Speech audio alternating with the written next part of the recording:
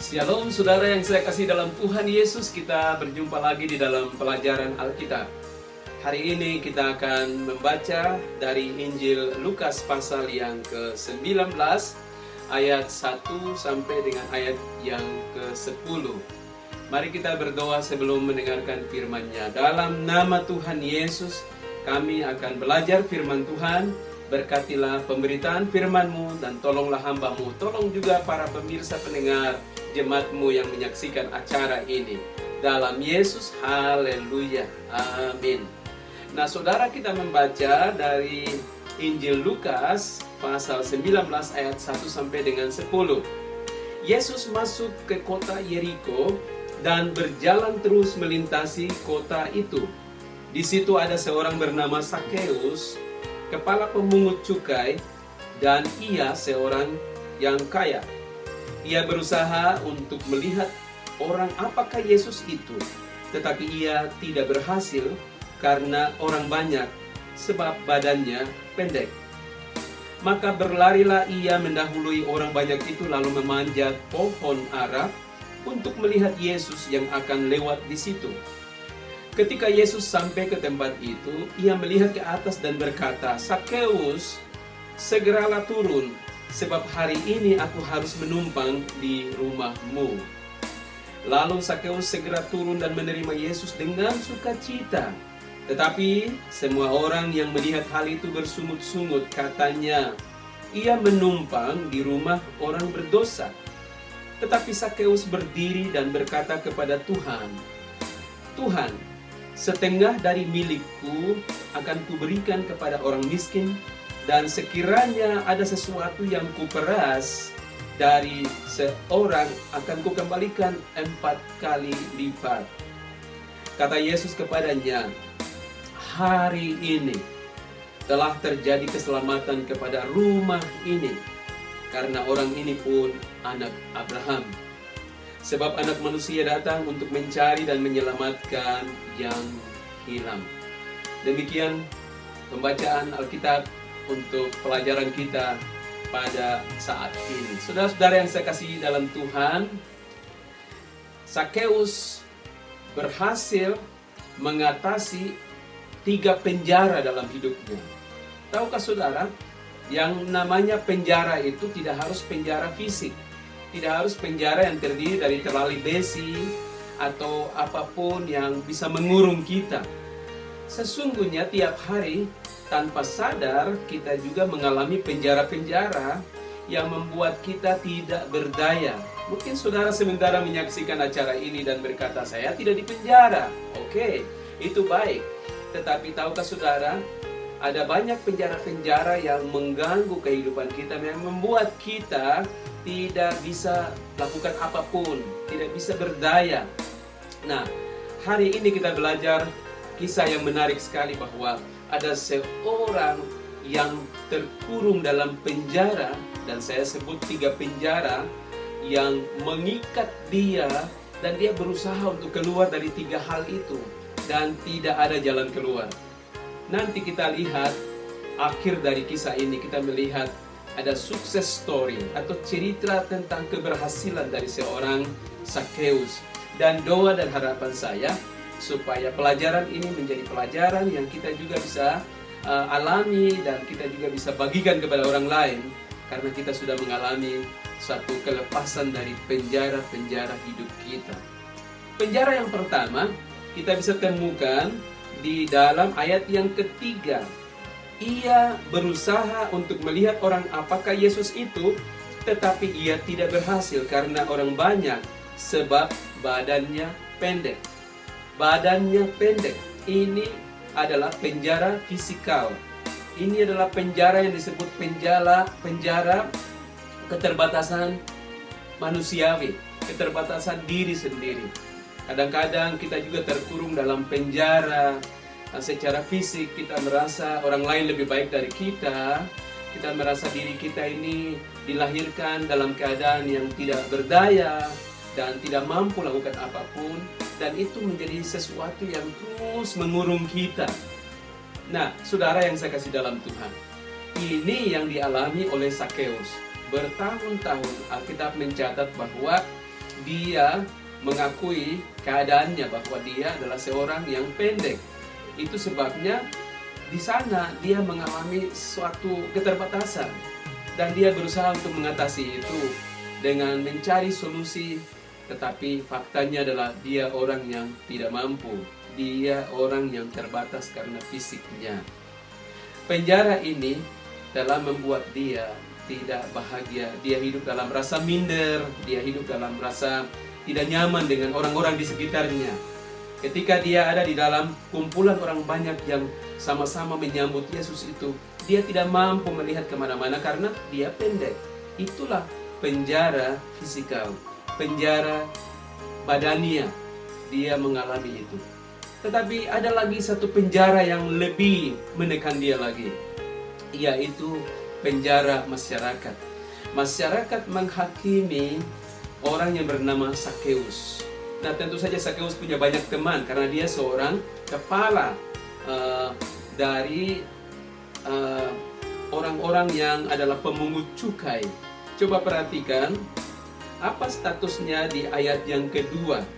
Di situ ada seorang bernama Sakeus, namanya jelas, kepala pemungut cukai, dan ia seorang yang kaya. Status sosialnya, status pekerjaannya disebutkan di sana, yaitu dia seorang kepala pemungut cukai.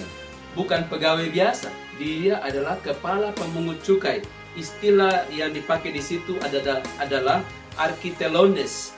Arkitelones artinya orang yang membuat keputusan, orang yang membuat kebijakan-kebijakan, orang yang mengeluarkan hal-hal yang dijalankan oleh anak buahnya. Jadi seorang Sakeus adalah seorang arkitelones, pejabat tinggi yang memungut cukai untuk pemerintah Romawi. Dia juga di situ dikatakan bahwa dia seorang kaya. Kata yang dipakai untuk orang kaya adalah plosios. Plosios artinya apa? Orang yang hidup berkelimpahan. Nah, tentu kita berpikir kelimpahannya dia atau mendapatkan banyak uang, banyak harta, kemungkinan dari hasil dia mencuri atau dia melakukan korupsi di dalam bidangnya. Tentu saja masyarakat kita sekarang sangat kritis dengan pejabat-pejabat yang kadang-kadang kita bilang, oh itu karena dia ambil ini, itu karena dia begini. Dan bayangkan saja perasaan seorang Sakeus yang kemanapun dia pergi menjalankan tugasnya, orang melihat dia dan berkata, ini datang lagi si Sakeus ini, Sakeus yang suka memungut lebih dari yang seharusnya. Bahkan mereka memberi dia stigma-stigma bahwa Sakeus adalah pencuri, Sakeus adalah penjilat, Sakeus adalah orang yang tidak setia kepada bangsanya sendiri. Dia menjual bangsanya demi untuk perutnya. Dan ini yang terjadi di masyarakat kita sekarang. Ada banyak pejabat mempunyai segala-galanya, tetapi mereka tidak merasa nyaman karena dinilai dengan stigma masyarakat yang mengatakan pejabat-pejabat ini korup dan tidak pantas untuk mendapatkan kebaikan karena patut dihukum, patut dihakimi. Itulah stigma-stigma itu. Bahkan dianggap rendah. Bayangkan saja seorang pejabat tinggi dengan postur tubuh yang pendek, sudah sangat beban berat.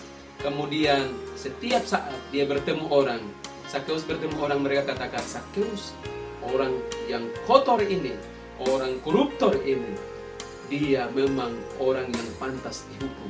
Tekanan itu menjadi penjara yang mengurung dia begitu lama. Penjara yang ketiga, menarik sekali, adalah penjara rohani. Dan nanti penjara inilah yang kita lihat kaitannya dengan usaha dia. Dia berusaha untuk hari itu dia tidak masuk kantor. Bayangkan saja apa yang dia lakukan. Dia tinggalkan kantornya. Dia dengar berita bahwa Yesus akan lewat di kotanya, yaitu di Yeriko. Dan dia berkata, pekerjaan akan selalu ada, tetapi kesempatan untuk bertemu Yesus, ini momentumnya. Dan apa yang dia lakukan? Dia tinggalkan pekerjaannya itu sehari. Mungkin kalau bonus yang didapatkan pada hari itu dia anggap tidak perlu. Saya mau bertemu Yesus, luar biasa. karena penjara ketiga ini penjara yang paling berat. Apa itu? Yaitu penjara rohani. Dia pejabat tinggi, kedudukan tinggi. Dia orang kaya. Kata plosios yang tadi dipakai itu artinya tidak ada yang kurang. Dia kurang apa? Semuanya ada, kelimpahan. Tetapi tidak ada peace di hati, tidak ada damai di hati. Bahkan satu lagi yang paling penting adalah dia tidak punya jaminan keselamatan.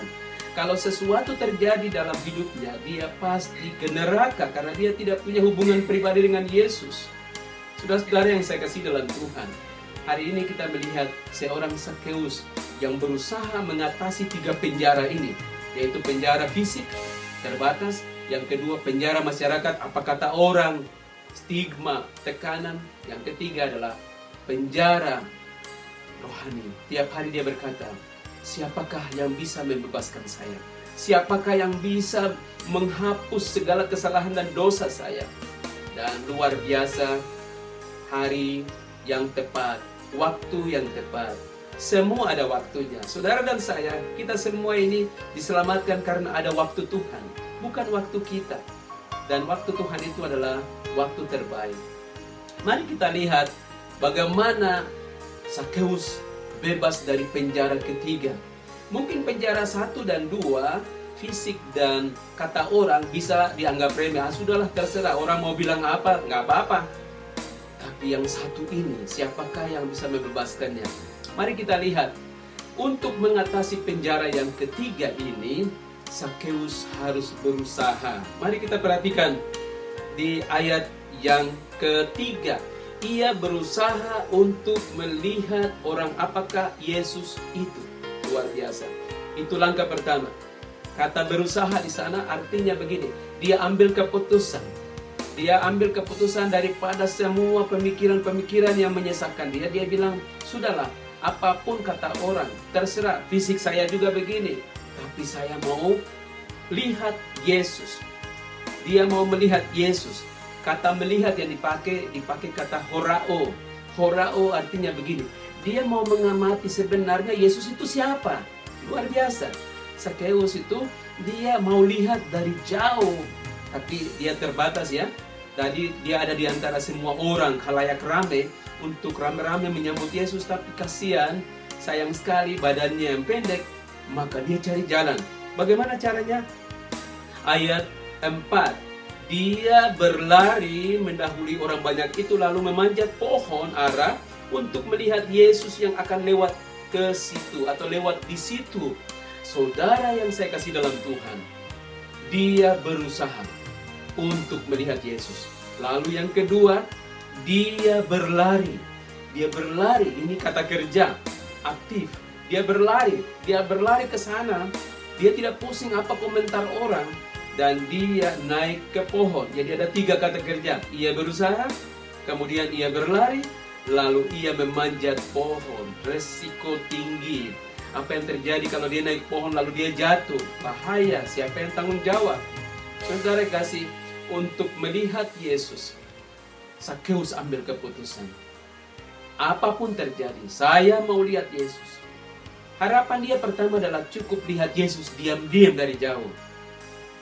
Dia berpikir bahwa Yesus tidak akan tahu kalau ada seorang Sakeus di atas pohon yang sedang menyaksikan. Tahukah saudara, Yesus adalah pribadi yang tahu kebutuhan kita. Dan ayat 5, apa yang terjadi ketika Yesus sampai ke tempat itu, yaitu yang dekat dengan keadaan daripada Sakeus itu, ia melihat ke atas. Luar biasa. Dia melihat ke atas. Ada kata yang dipakai anablepo. Anablepo artinya melihat ke atas. Sasaran tepat. Sakeus berpikir bahwa dia tidak akan diketahui. Memang orang lain tidak tahu. Tetapi Yesus melihat dia dengan tepat. Yesus melihat ke atas. Ia melihat ke atas dan berkata kepada Sakeus di ayat yang ke-5. Sakeus, segeralah turun. Sebab hari ini aku harus menumpang di rumahmu. Luar biasa. Pasti semua orang yang bersama-sama dengan Yesus tidak tahu kalau ada seorang Sakeus di atas pohon ara itu. Tapi Yesus matanya melihat. Tahukah saudara, sementara menyaksikan program ini, Tuhan Yesus tahu saudara bersembunyi di mana. Tuhan Yesus tahu kalau Sakeus dia bersembunyi di balik ranting-ranting atau daun-daun pohon ara di atas. Dia hanya cukup mau melihat dari jauh. Tetapi Yesus berkata, Sakeus, saya sudah lihat kau, turunlah. Hari ini aku menumpang di rumahmu. Mungkin kita juga hari ini berkata, Tuhan, saya cukup mau lihat dari jauh. Tapi tahukah saudara, Yesus begitu peduli. Dan Yesus menyuruh Sakeus turun. Dan hari itu menjadi awal mula cerita baru dari seorang Sakeus. Hidup lamanya berubah karena perjumpaan dengan Yesus. Nah, saudara-saudara, setelah turun, lalu mereka ke rumah dari Sakeus itu, dan acara terjadi di rumah Sakeus. Nah, menarik sekali bahwa kenapa Yesus begitu sibuk, kan Yesus banyak sekali pelayanannya. Yesus masih mau melanjutkan perjalanan ke tempat lain. Tetapi kenapa Yesus stop di situ? Kenapa tidak cukup Yesus ketemu dan berkata, oke, salam kenal, sekarang kau sudah ketemu saya Yesus. Lalu Sakeus bilang, saya pejabat di sini, nama saya Sakeus. Bisa saja kan, cukup di situ. Seperti yang sering dilakukan oleh pejabat-pejabat, orang-orang sibuk, orang-orang penting. Biasa hanya melambai-lambaikan tangan, cukup begitu, selesai, ya sudah, selamat jalan. Lalu rombongannya jalan terus. Tapi yang terjadi dengan Yesus, dia datang ke rumah. Kata yang dipakai untuk rumah adalah oikos. Saudara, tahukah saudara, rumah saudara menjadi perhatian Tuhan Yesus. Hari ini Yesus mau datang ke rumah saudara. Mengapa ke rumah? Itu pertanyaan. Karena di dalam rumah ada banyak masalah. Ada persoalan-persoalan. Tahukah saudara, tempat yang paling banyak masalah itu di mana? Bukan di kantor, di rumah. Itu sebabnya kalau rumah-rumah kita, oikos-oikos kita diperbaiki dan dibetulkan, diarahkan, dibersihkan, maka spirit yang bersih dari rumah itu akan berpengaruh ke kantor kita, berpengaruh ke dunia kerja, bisnis kita, bahkan masyarakat di sekitar. Yesus tidak harus bertemu khusus di jalan saja. Yesus bilang kita ke rumah, karena problemmu ada di rumah. Tahukah saudara, hari ini Yesus mau ke rumah saudara. Dan kita lihat lagi dari kisah ini, dan dikatakan di sana Yesus menumpang di rumah Sakeus itu.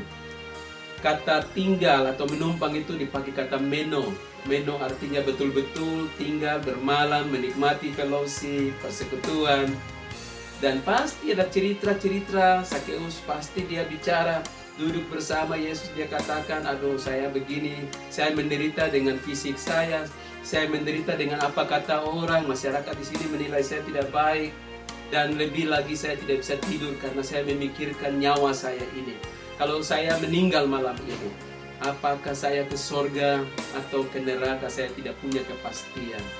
Dan itu sebabnya Yesus berkata di ayat 9 itu, dia katakan hari ini telah terjadi keselamatan kepada rumah ini.